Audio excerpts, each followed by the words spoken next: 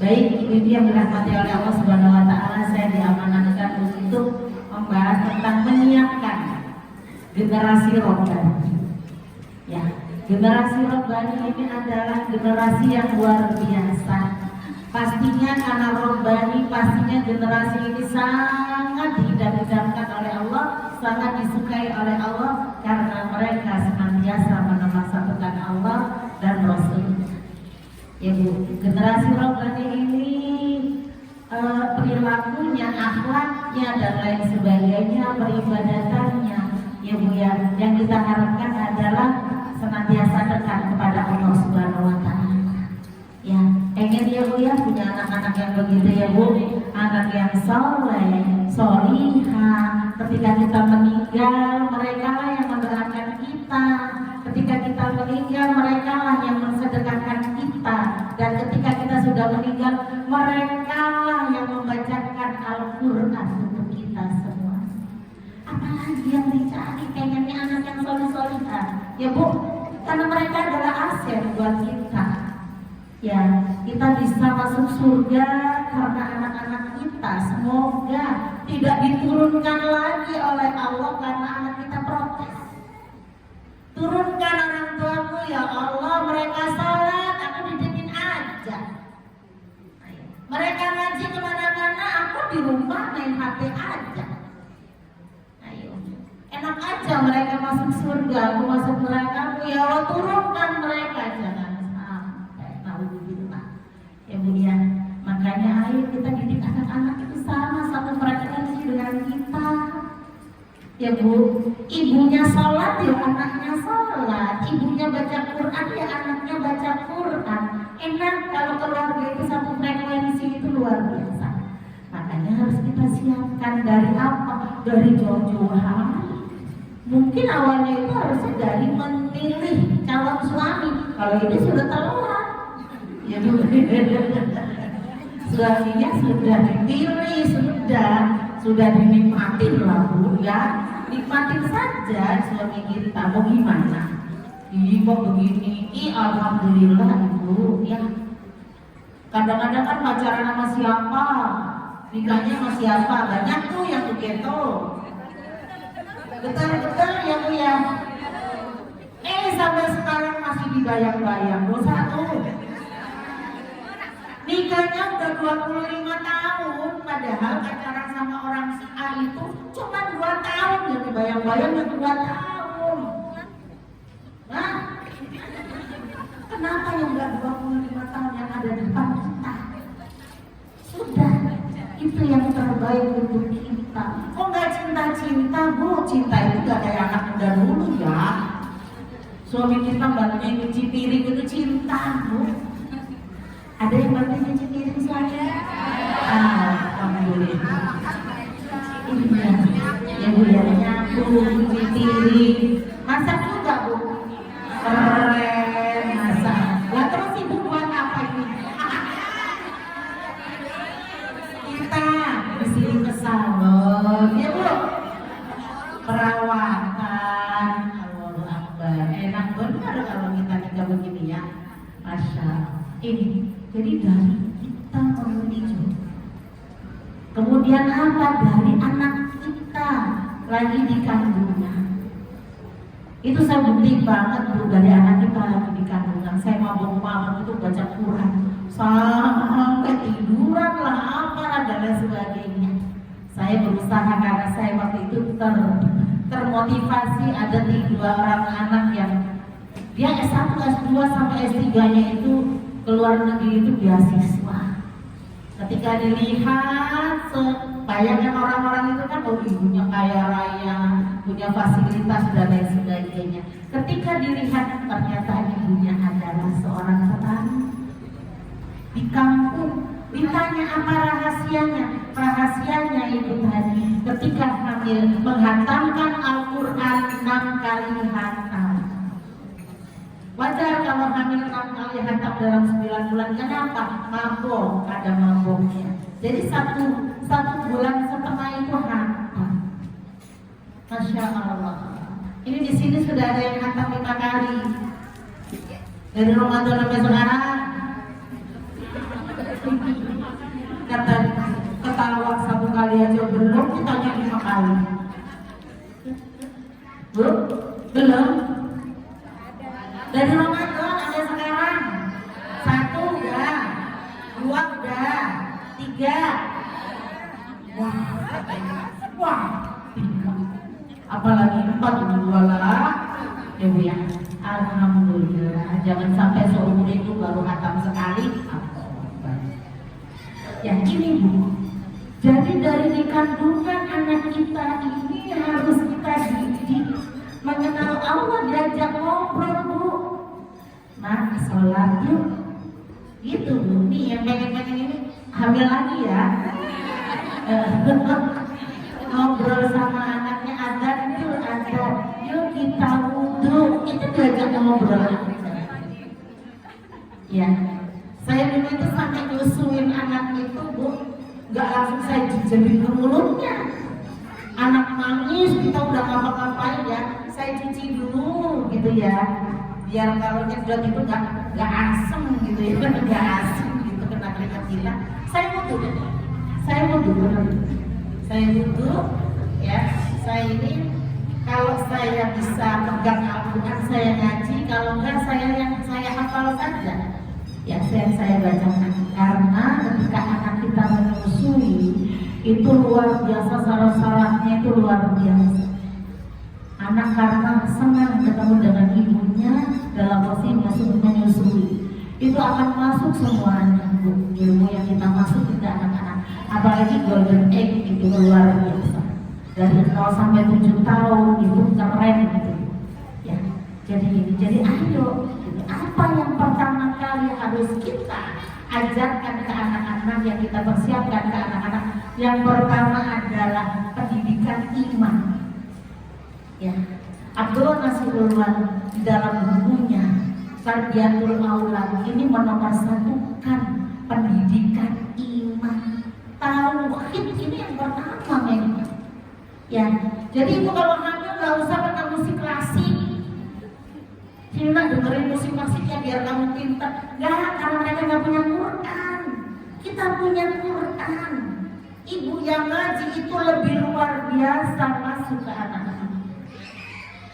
Ya, pendengaran bayi itu yang ada di rahim itu sudah berfungsi. Ya.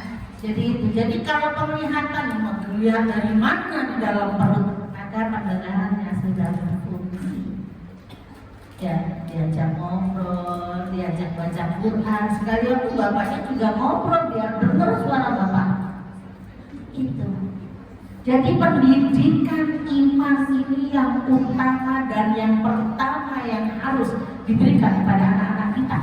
Makanya kenapa Rasulullah mengajarkan kepada kita ketika anak bayi baru lahir diadzankan di telinga kanan dan diiqomahkan di telinga kiri.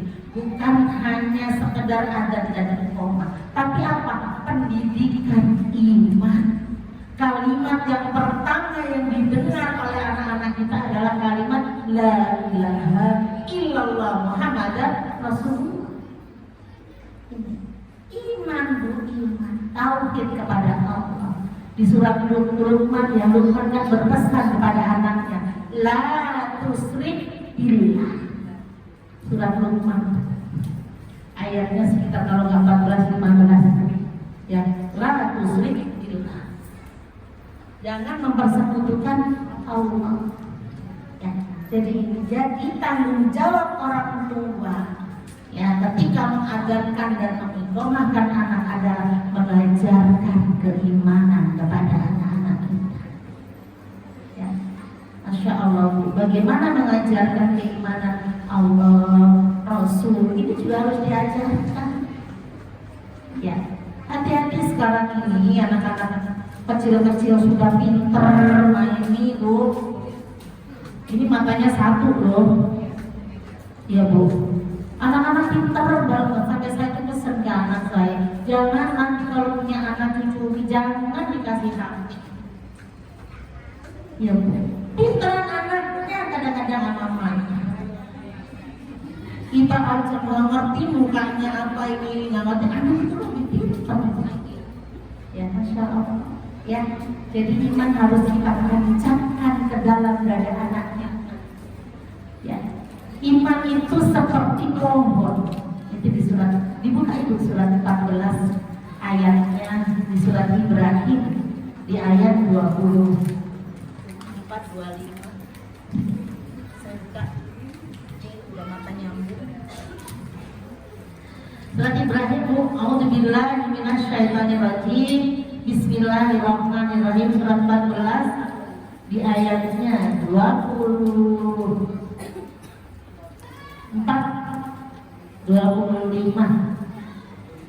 Tidakkah kamu perhatikan bagaimana Allah telah membuat perumpamaan kalimat yang baik, seperti pohon yang baik, akarnya kuat dan cabang-cabangnya menjulang ke langit.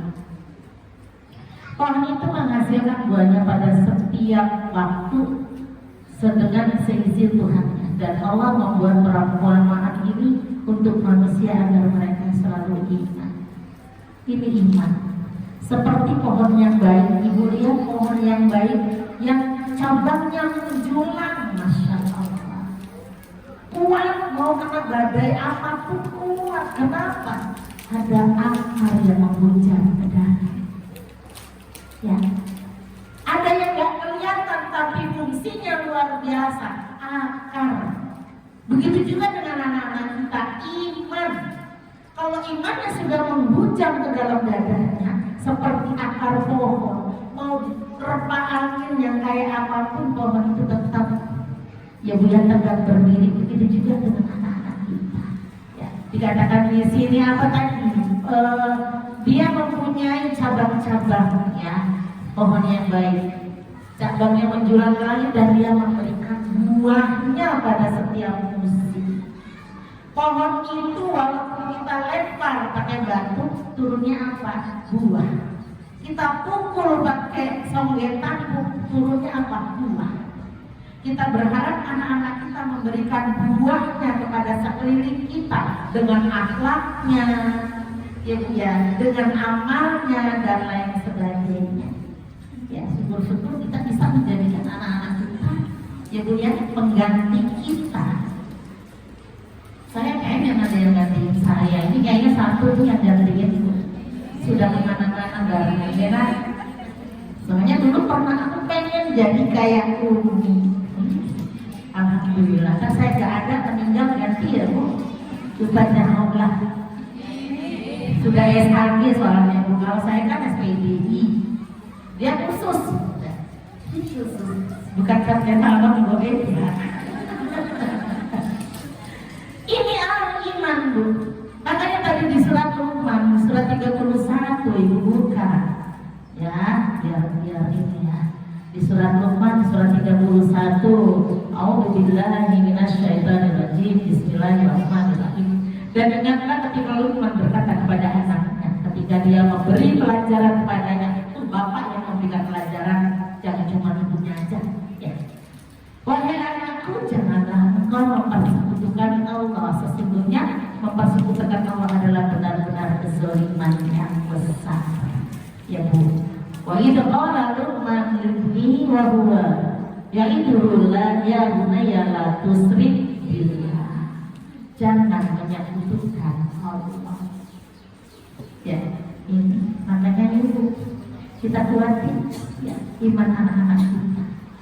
Kita sholat jangan kita masuk ke kamar dikunci anaknya di luar kamar. Biarin dia ikut kita sholat.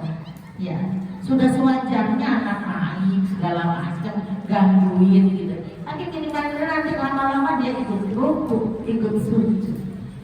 Ya, ini hadirkan ketika kita baca Quran, hadirkan anak-anak kita. Syukur-syukur ada baca Quran satu keluarga setiap hari. Ya Bu, Masya Allah. Ya, saya itu yang belum jalan itu pengajian sekeluarga yang belum jalan. Ya, alhamdulillah kita sudah ada ngaji bareng, tilawah bersama. Saya punya odotnya keluarga. Karena anak saya ada yang pergi jauh, gitu ya Bu. Saya nggak bisa kontrol dia baca Qurannya. Sudah pesan-pesan Mas 1 juz sehari, ya Mas 1 juz sehari. Tapi saya nggak bisa kontrol. Maka saya saya bikin grup outdoor 5 orang gitu ya Bu ya. Saya adiknya sama anak-anak saya laporan gini itu laporan. Dan saya punya grup punya ngaji sendiri itu nggak dilaporkan, ngaji barengan, jadi kita berempat Bu. Ya kita kalau nggak maghrib ya habis kisah itu berempat kita baca Quran. Ya jadi sefrekuensi, enak, tinggal aja di bel keluarga. Makanya yang di Yordan ada apa nih? Enggak bel buat baca Quran. Ayo ya Bu. Jadi kalau kita tahu yang baca Quran gitu, saya yakin sih mereka juga baca Quran sendiri-sendiri.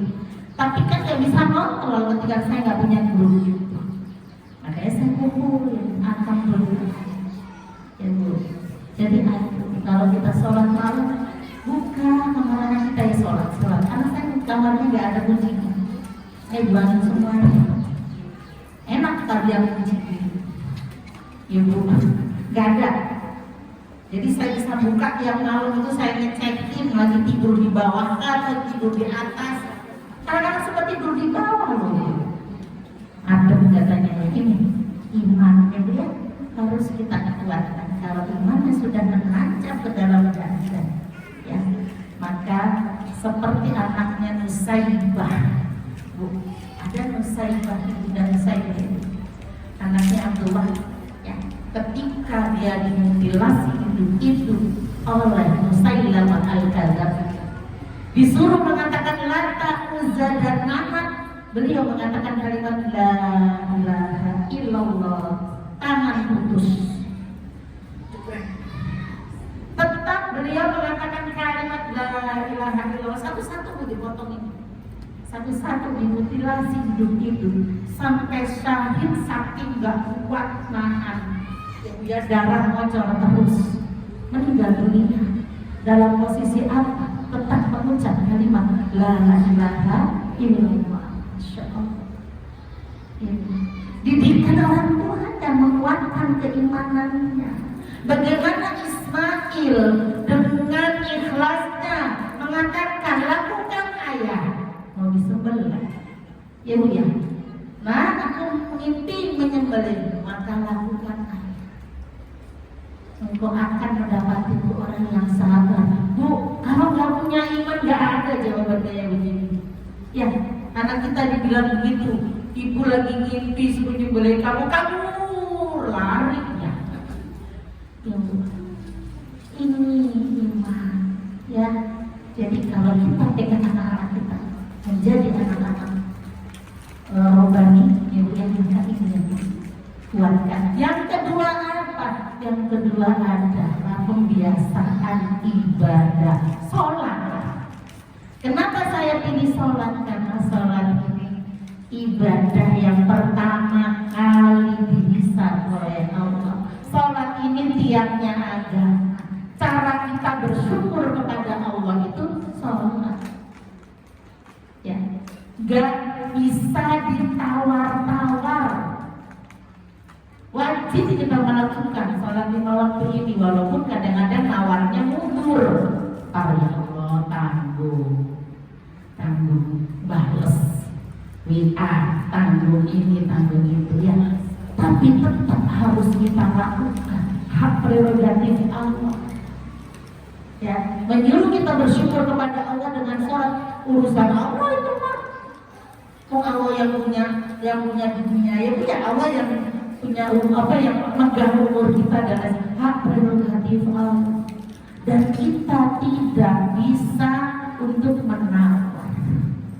Kenapa Bu? Karena kita diciptakan oleh Allah itu untuk apa? Ibadah. Kita itu di dunia ini diciptakan bukan senang-senang doang, menikmati dunia enggak, tapi untuk ibadah. 5156 wa ma khalaqtul jinna wal insa illa liya'budun.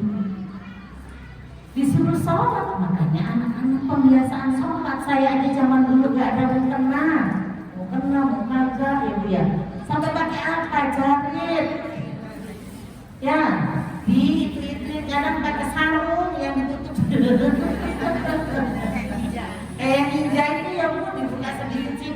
Memang nggak ada zaman dulu mukenanya gede-gede ya Bu, masya Allah itu ya.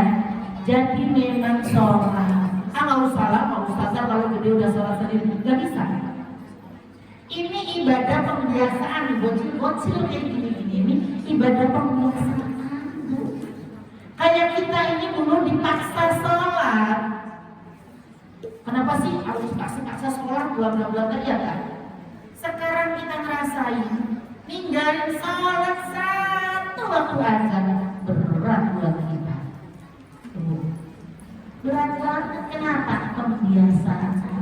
Sudah terbiasa dan luar biasanya pembiasaan yang dilakukan kita ini, biasa rukuk, biasa sujud, biasa mengucapkan doa-doa di sholat, itu akan membentuk karakter.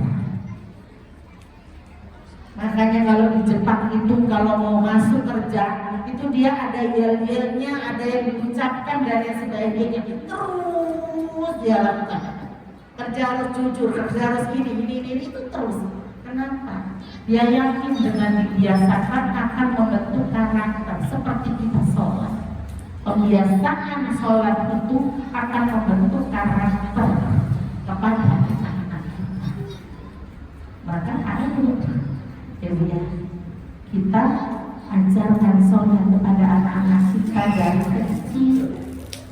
Makanya kadang-kadang bapak-bapak itu anaknya diajar, dibangunin, harus dikasihan, masih kecil Bu, gak ada kasihan. Itu pendidikan dari bayi. Ya, ingat kan ibu dulu kalau punya bayi, bangun pagi dibukain pintu jendelanya, nggak tidur lagi kayak anak sekarang.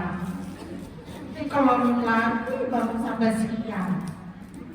Aduh, kita dulu kan dari kecil anak bayi itu jendela udah dibuka, kenapa? Kita yakin kalau udaranya itu bagus gitu. Ya. Jadi karakter ini akan terbentuk. Ya, dari kejujurannya. Kan kita nggak pernah korupsi, nggak baca Fatihah. Gak usah Fatihah, capek banget sih soalnya baca Fatihah terus. Ya Bu ya, nggak pernah korupsi kita. Disuruh baca subhanallah wa bihamdihi 3 kali, ya kita baca 3 kali.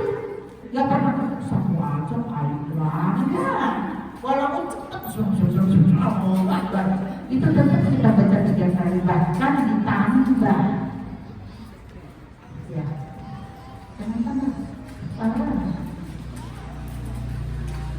Ya. Jadi itu Bu, harus kita biasakan ya, sholat, sedekah pun harus pembiasaan, baca Quran pun harus pembiasaan. Ingat nggak zaman dulu disuruh ngaji di guru ngaji kita ya Bu, sampai bawa sentir, bawa apa Bu? Apa itu? Oh iya ya Bu, masalah obor. Kalau saya enggak, alhamdulillahnya. Jadi dari kecil kita disuruh ngaji, disuruh dan lain sebagainya. Itu apa? Kebiasaan membaca Al-Quran. Sampai banyak banget ayat-ayat yang kita hafal. Orang dulu kadang nggak bisa baca hafal karena hafal naik. Belum bisa baca, kadang-kadang masih lega-lega ya Bu ya. Jatuhnya naik, Anas naik, tabat kelar naik, hafal.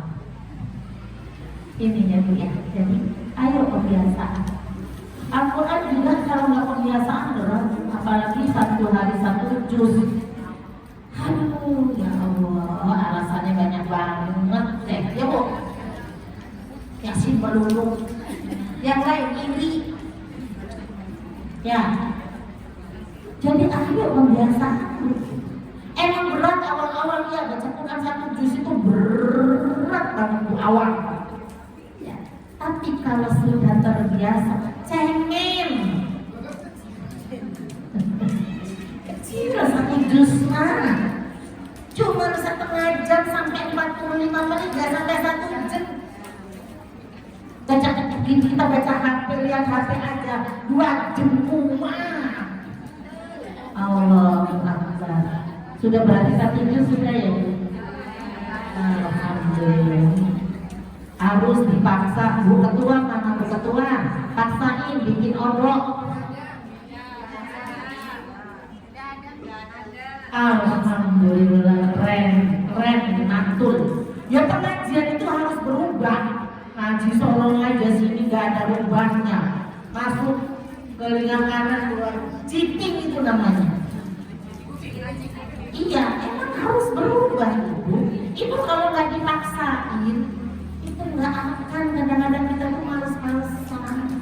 Terus aja jadi riak dong. Ya ketika ibu riak ya istighfar. Itu bukan riak niatnya. Bismillah. Niat karena apa? Fastabiqul khairat. Berlalu nggak dalam kebaikan. Ketika ini belum ada yang laporan, aku dulu laporan. Itu istighfar. Gitu loh. Saya tuh sekali laporan itu ada 6 grup order. Ya Bu ya. Saya punya binan order, bikin order. Masa ya gurunya kagak laporan? Jadi 6 grupnya saya kirim 6-6-nya cering gitu. Buat semangat aja sebenarnya ya Bu ya. Ini yang kedua. Ya, pembiasaan ibadah wajib ya Bu. Diajarkan kepada anak-anak kita. Ingat Rasul aja sampai bilang apa? Ya, ajarkan anakmu sholat selama 7 tahun dengan kasih sayang. Tapi ketika udah 10 tahun gak mau sholat, maka pukullah. Ibu melihatnya pukulnya. Boleh ditebak. Ibu, kalau anak kita biasa dipukul, maka dia gak akan jauh. Kebiasaan itu akan kerjain sama kita. Ya, itu menandakan pendidikan orang tuanya. Kalau pendidikannya dengan kasih sayang nggak ada Bu, nggak ada berantem dengan anak adik-adiknya, itu nggak akan ada. Kenapa? Karena dengan kasih sayang. Selama ini emaknya mukul itu cacat. Ya Bu ya. Orang kata anak saya gini, anak itu tugas anak itu ya main, ya jajan. Serem berarti kamu di sekolah. Jajan ngabisin uang orang tuanya bukan itu. Jajan itu kebutuhan anak. Beli mainan, anak ini suruh beli mainan apa beli jajanan? Mainan yang dipilih. Dimarahin mainan melulu, bukan kamu, sono.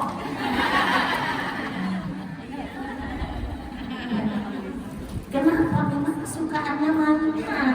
Nah kalau kita mau jajan sayang beli beras aja, karena memang kita masak kolor sekarang ya. Ih sayang banget, beli beras aja.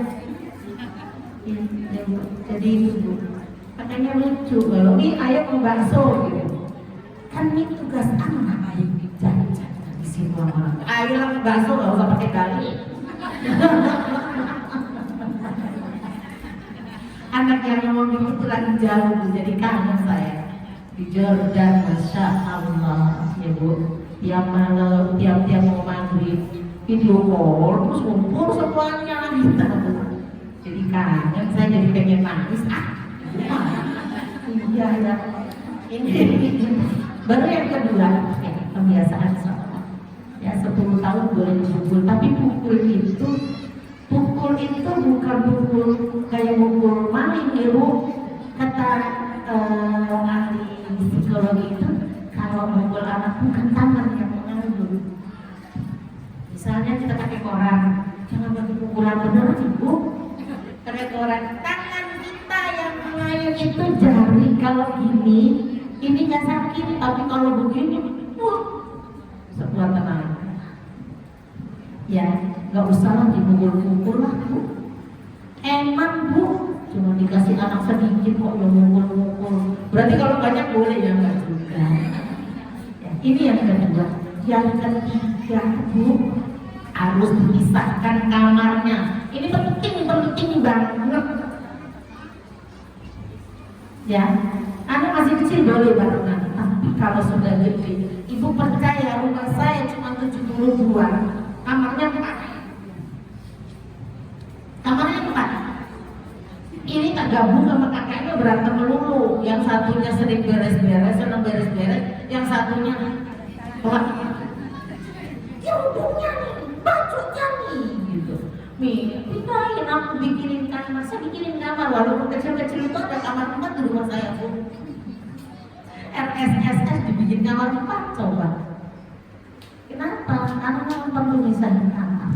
Dia punya privasi. Berarti Rasul itu mengajarkan kepada kita umat Islam harus kaya. Minimal itu kamar itu ada 3, kamar orang tua, kamar anak laki, kamar anak perempuan minimal. 3 itu bukan RSSS Bu, ya itu udah tipe 36 aja cuma 2 kamar ya dikasihnya. Itu 3. Ya, jadi belum kamar tamu, nggak ada kamar tamu segala nggak ada saya. Ini dia bisa kan kenapa? Kalau tidur itu kita segala macam keluar itu model kita ya Bu, yang begini, yang begitu dan lain sebagainya. Masa tidur pakai gamis, pakai kerudung, pakai jilbab, terus pakai kaos kaki? Enggak. Begitu juga dengan anak-anak kita, anak laki, anak perempuan. Ya, dia punya privasi. Pastilah pakai pendek-pendek. Ya, walaupun keluar pakai kaos kaki, ya Bu, sudah keluar dikit, itu alhamdulillah Bu. Ya, demi anak itu sudah pakai kaos kaki keluar. Nih pakai baju ini nih sebentar sih doang. Jadi pakai sendal ini, sendal yang depannya ketutup itu ya gede banget itu. Itu nggak kelihatan belakang, masih kelihatan. Ininya cerewet. Ya, kaos kaki jangan nggak pakai. Ya, jadi itu ya pisahkan. Karena banyak kejadian. Ya, yang waktu kapan itu daerah sini ya, ibunya jualan di bawah, anaknya di atas. Ya, laki dan perempuan. Astagfirullahaladzim, hati-hati. Apalagi zaman sekarang gila. Anak sama ibu, bapak sama anak. Astagfirullahaladzim. Itu kenapa? Karena melihat. Ya, saya kadang-kadang itu nggak tega kalau adiknya, cuma kadang-kadang adiknya yang bangun itu kan kadang-kadang pakai celana, anak kan tidur pakai celana pendek memang ibu ya, pakai dasar yang atas bawah. Itu kan bersikap dan lain sebagainya. Kan? Jadi pisahkan tempat tidur, karena laki dan perempuan nggak bisa dicampur. Makanya harus dipikirkan tuh, ya. Kalau kita punya anak agak banyak, karena harus dipikirkan, bikin kamar lagi. Ya. Gimana kalau rumahnya cuma 1 kamar, satu kamar belum bisa. Belum bisa bikin kamar, belum di situ semuanya, emaknya, bapaknya, anaknya di situ semua. Ini harus dipikirin ya Bu. Jadi kalau punya uang harus bangun kamar lagi, itu keamanan. Ya, jadi suami istri itu aja kalau punya bayi, itu kalau bisa jangan satu sama tempat tidur kita ketika kita bertemu dengan suami. Dari gerakan Bu, dari goyangan tempat tidurnya dan lain sebagainya, itu anak itu merasa. Ya, jadi hati-hati. Anak-anak yang sudah bisa lihat, anak-anak yang sudah gede, hati-hati kalau tidur sama bapak ibunya. Mereka kadang-kadang pura-pura merem. Full dilihat dari awal sampai akhir tuh. Astagfirullah. Kalau bisa pindah. Nggak ada kamar-kamarnya di ruang tamu, dikunci anaknya di kamar. Allah, itu yang jadi pisahkan kamar anak kita, jangan di satu. Ya.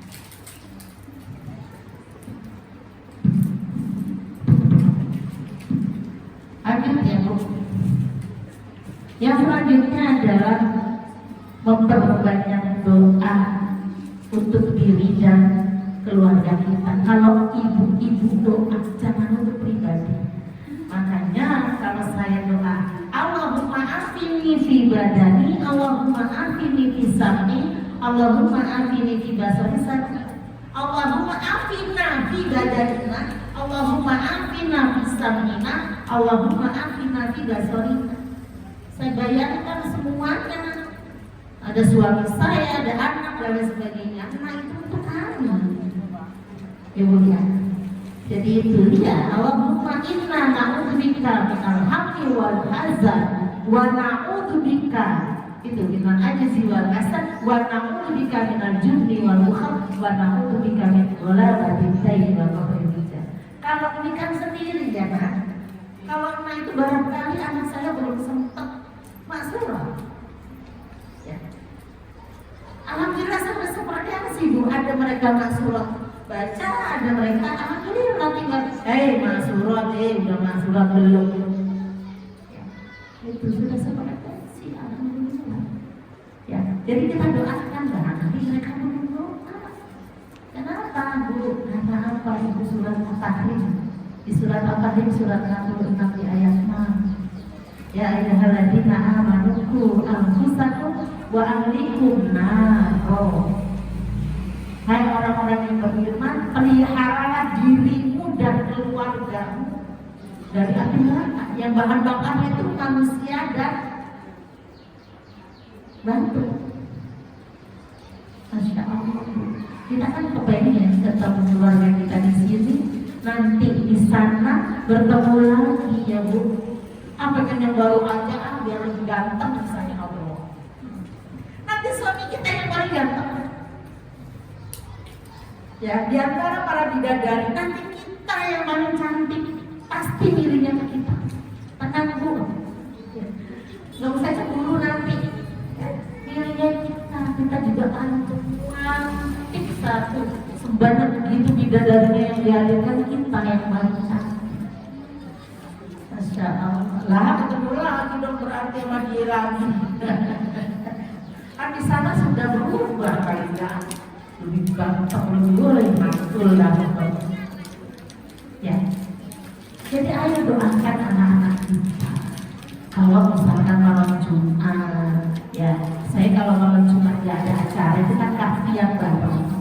Ya, baca kafi, baca Waqiah, Ar-Rahman dulu, Waqiah baru Al-Mulk. Sebelumnya kita kirim doa. Ya, kita kirim doa. Pertama untuk niat kita semuanya, ila dini wa kulli niyatin sholihah wa ila hadratin Nabiyil Mustafa sallallahu alaihi wasallam. Al-Fatihah itu awal.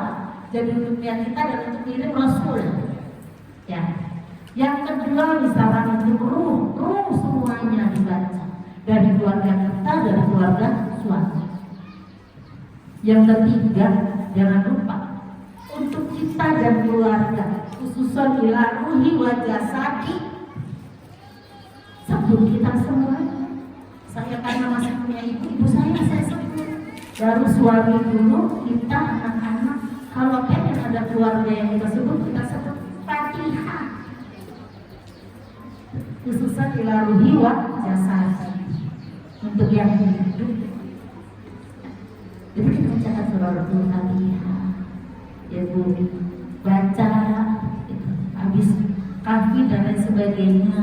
Kalau ada hajat-hajat, baca lagi doa sekeluarga, itu luar biasa. Ya akan dijawab oleh Allah. Bu, doa dengan penuh kasih sayang itu diijabah oleh Allah. Makanya jangan meremehin suami itu ke istri. Istri itu ngedoain daripada ibunya, itu lebih diijabah istrinya kalau sudah suami istri. Begitupun kita, doa suami itu lebih diijabah oleh Allah. Walaupun memang kita disuruh datang ke orang tua kita minta doa, dan orang tua kita juga tidak ada hijab di hadapan Allah. Dan makanya datang. Ya ibu saya jangan cerita. Aku tuh pokoknya kalau anakku datang, kalau telepon langsung doain. Telepon aja terus Bu, alhamdulillah didoain. Ya Masya Allah. Jadi ayo kita doa untuk diri sendiri dan untuk keluarga kita semuanya. Bayi-bayi itu kita doain, ya Bu. Anak-anak kita doain, ya. Itu. Semoga mereka menjadi anak yang solih dan solihah. Yang selanjutnya meneladani akhlak Rasulullah Sallallahu Alaihi Wasallam. Kita ajarkan bagaimana anak-anak kita meneladani akhlak Rasulullah Sallallahu Alaihi Wasallam. Surah 33 ayat 21. Laqad kana lakum fi Rasulillahi uswatun hasanah. Sungguh telah ada pada diri Rasulullah contoh tauladan yang baik. Untuk siapa? Untuk kita yang mengharapkan yang ridho dari Allah. Untuk kita yang percaya dengan adanya hari kiamat. Untuk kita yang mengharapkan maghfirah dari Allah Subhanahu wa Ta'ala. Ya. Jadi kita ajarkan anak-anak kita semuanya. Makanya kalau misalkan anak-anak kita ini berdiri, duduk dong. Itu salah satunya. Emaknya juga berdiri, kata anaknya, ibu duduk dong. Itu salah satu. Anak kita sudah belajar dakwah itu menyeru, ya. Jadi apa yang kita ajarkan? Keluarga kita dihidupkan akhlak Rasulullah Sallallahu Alaihi Wasallam. Ya, akhlak ini sudah spontanitas ya Bu. Bukan dibikin-bikin kalau depan orang itu. Masya Allah, tabarakallah, di belakang ngomongnya kasarnya. Itu bukan akhlak. Di luar, di dalam, dimanapun berada, ada banyak orang ataupun sendiri, itu sudah luar akhlak namanya. Ya, akhlakul karimah. Rasulullah SAW bersabda, aku ini diutus oleh Allah untuk menyempurnakan akhlak yang mulia. Ya, lupa punya hadisnya saya. Apa lupa? Aku ini diutus oleh Allah untuk menyempurnakan akhlak yang mulia, kata Rasulullah. Kita ingat, ya, tidak. Jadi Rasulullah pun ya menyempurnakan akhlak yang mulia. Ya, innama bu'ithtu liutammima makarimal akhlak. Sesungguhnya aku ini diutus oleh Allah untuk menyempurnakan akhlak yang mulia. Ayo, ya, asik deh Bu kalau kita itu mencontoh Rasul dan itu dipraktekkan dalam keluarga kita. Ya, maka dengan 3 tangan, bukan begini ya. Ini jangan yang bijak. Ya, wajar loh Bu kalau di Mekah itu makannya 3 tangan roti ya. Iya. Ini belain ibu-ibu loh, padahal bisa sebenarnya nasi. Airnya dibanyakin sedikit biar nasinya nempel kan. Ya, 3 jari. Ya. Mereka makannya itu gantung, dibikin roti, dibikin itu, dibikin ini. Ya Bu, beras di sana 60.000 sekilo. Iya mahal, beras biasa itu, beras kayak kita itu 60.000 anak saya itu. Ya, jadi makanan itu gak harus nasi Bu, ya di sana itu. Ya, Masya Allah. Ya, jadi itu. Jadi kita semua mengikuti akhlak Rasulullah SAW dan ditularkan ke anak-anak kita. Kan ibu, ada satu hadis yang mengatakan orang itu bisa masuk Islam itu terbagi menjadi 73 bentuk. Yang akan selamat adalah ahli sunnah wal jamaah. Kita semua bisa. Ya, kata si satunya aku loh ahli sunnah wal jamaah. Kata satunya lagi aku yang punya organisasi. Nggak saya sebut antara daripada. Kita semuanya bisa jadi ahli sunnah wal jamaah. Apa sih ahli sunnah wal jamaah? Ahli mengikuti sunnah Rasulullah dan para jamaah. Cara pahami, jadi bukan hamdul minallah aja. Bagaimana hamdul minallah diajarkan oleh Rasulullah SAW pada kita. Cara senyumnya. Rasul itu kalau jalan ini gak lepas dari senyum. Jangan main melulu. Habis berantem sama suami masak senyum.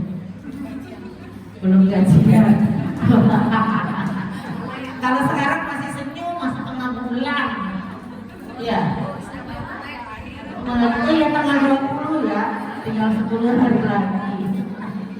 Mau ngaji ini hiburan ibu-ibu loh biar tersenyum. Rumah itu sudah dapur sumur kasur, rumahnya dekat kemana-mana. Kamar mandi dekat, ruang tamu dekat, dapur dekat, kos komplek begitu. Coba kalau rumahnya artis yang di Batu, jauh kemana-mana. Iya Bu ya, kalau capek tahu Bu. Kita nyetel soundtrack gitu doang kelar beres. Ya Allah. Makanya cinta banget sama suaminya. Kenapa? Kesini kesenggol, kesana kesenggol. Apalagi yang belum dibangun rumahnya, yang asli, senggolan terus. Masya Allah. Ya Bu, saya tuh sering godain suami cowok, godain aku dong. Rumah tangga itu capek Bu. Mau apa namanya lelah kalau cuma begitu-gitu aja. Sekali waktu ada godaan-godaannya, bercanda-bercandaannya. Ya, godain aku dong. Ini perlu kan sama-sama gedenya. Atau berarti macam timun gitu kayaknya. Ya, bete Bu kalau nggak begitu ya nggak ada bercandaan itu bete. Sudah ngatur uang punya. Ya Bu. Oh alam Gusti Pangeran Masya Allah. Ya Bu, itu ya. Jadi meneladani akhlak Rasul dan kita bisa menjadi ahli sunnah wal jamaah. Ya, karena Rasul tadi mengajarkan baik hablum minallah ataupun hablum minan nas itu ahli sunnah wal jamaah. Ada sahabat yang sampai kepengennya mengikuti sunnah Rasul. Beliau itu kalau lewat pernah naik kuda sama Rasulullah di satu tempat Rasul turun, diputar kudanya Rasul jalan, nggak pakai nanya. Setiap lewat situ dia turun, diputar kudanya jalan. Selalu kalau lewat itu ditanya sama sahabatnya, ngapain? Aku dulu melihat Rasul begini, turun diputar kudanya lewat. Dia nggak ngerti alasannya Rasul nggak pakai nanya alasan. Karena melihat Rasul begitu, saking kepengen lunahnya dipakai. Barangkali waktu itu kebelibet ya Bu ya. Kudanya Rasul kebelibet, putra mana nggak nanya mereka. Pokoknya melihat Rasul begitu, aku ikutin. Umar sampai ini ke Hajar Aswad kamu bantu. Aku nggak akan cium kamu kalau aku nggak melihat Rasulullah mencium kamu. Ini aku mencium kamu, mencium Hajar Aswad itu karena apa? Karena Rasulullah mencontohkan itu. Maka Umar mencium Hajar Aswad. Jadi apa yang Rasulullah kerjakan ikut Bu. Saking kepengennya dunia. Ya. Ini saya sampai jam berapa? Oh 5 menit tadi. Yang terakhir.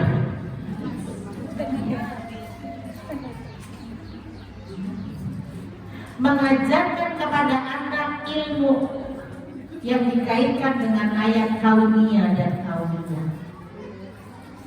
Belajar ilmu agama, mengkaji Al-Quran. Ya Bu, mengajarkan anak ilmu yang dikaitkan antara ayat kauniyah dan ayat kauniyah. Oh, kok itu Ustazah, aku gak ngerti. Ayat kauniyah, ayat kauliyah. Kauliyah itu Al-Quran yang diucap. Kauliyah itu alam semesta. Lihat pohon, lihat itu bisa. Ya, itu bisa. Ibu bisa turun lagi sedikit lagi ya. Buka surat surat 6. Buka surat 6 ayatnya 125. 125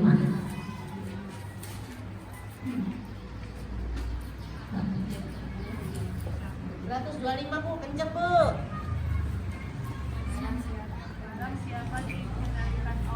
Dikembalikan sih, kehendaki. Kehendaki Allah akan mendapati hidayah atau dia akan membukakan dadanya untuk menerima Islam.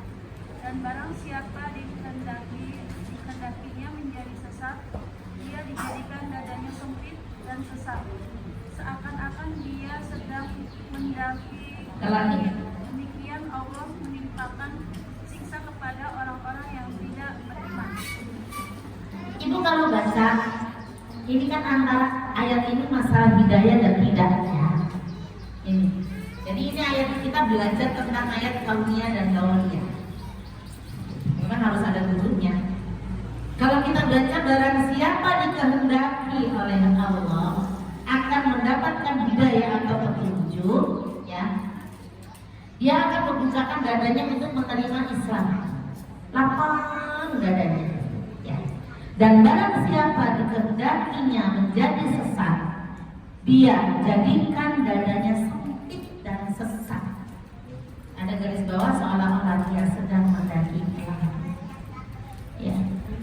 Demikianlah Allah menimpakan siksa kepada orang-orang yang tidak beriman. Ini kalau kita baca antara hidayah dan tidak, ya enggak? Kalau dikasih hidayah dadanya lapang, kalau nggak dikasih hidayah ya dadanya sesat, gitu.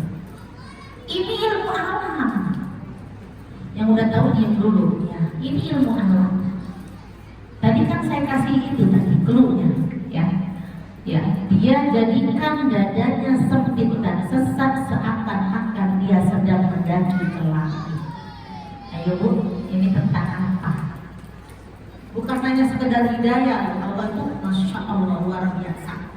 Dari omongan hidayah dan kesesatan itu sampai menuju ke ilmu alam. Kenapa dikatakan sedang mendaki ke langit dadanya sesat lagi sempit? Sempit lagi sesat.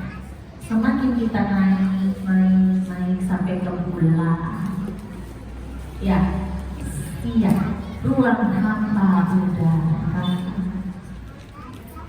Sepertinya cuma hidayah dan tidak. Ya masa Allah mau gini, mau naik ke atas nggak bisa napas, itu nggak mungkin. Gitu ya. Itu ruang tidak ada udara nggak mungkin. Tapi apa ini? Implisit ya Bu ya, kalau bahasa itu ya ada implisit, ada eksplisit ya. Ada yang perlu di ini ya dicerna di sini, ya, menjadikan dadanya sempit dan sesat seolah-olah dia sedang mendaki ke langit. Keren banget nih ayat itu. Ini membahas tentang ruang hampa udara. Ya. Jadi banyak ayat-ayat kauniyah dan kauniyah ini yang perlu kita cermati. Ini salah satunya tadi. Ya, jadi belajar dengan anak. Ya, Ma ini apa? Udah nanya guru aja, kamu sekolah yang mahal-mahal nanya mahal. Kadang-kadang begitu. Baik ibu-ibu yang dirahmati oleh Allah Subhanahu Wa Taala, itu saja. Semoga tidak ada pertanyaan apa-apa. Kan sebentar lagi tidur. Usir bapak-bapak. Iya benar kan? Baik, alhamdulillah berarti tidak ada pertanyaan dulu. Nanti kalau ada pertanyaan kita ketemu lagi. Baik, kita dengan sekarang firman-Nya. Assalamualaikum warahmatullahi wabarakatuh. Menyuruh kamu menjadikan para malaikat dan para nabi sebagai Tuhan. Apakah